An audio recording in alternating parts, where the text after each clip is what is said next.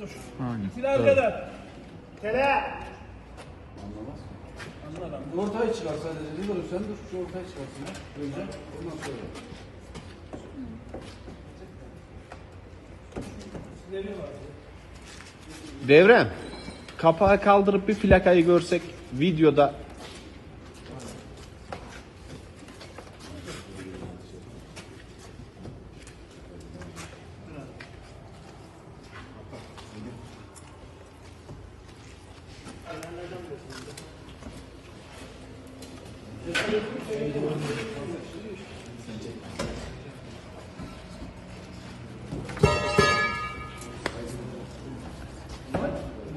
Ha, bir dakika yaklaşalım. Video çekiyoruz ha, haberiniz olsun.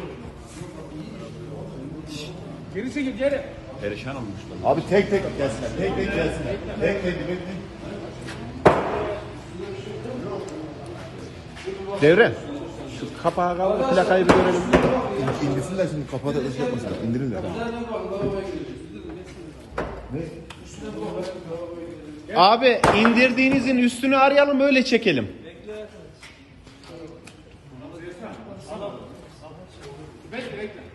Ölüm yolculuğu ya.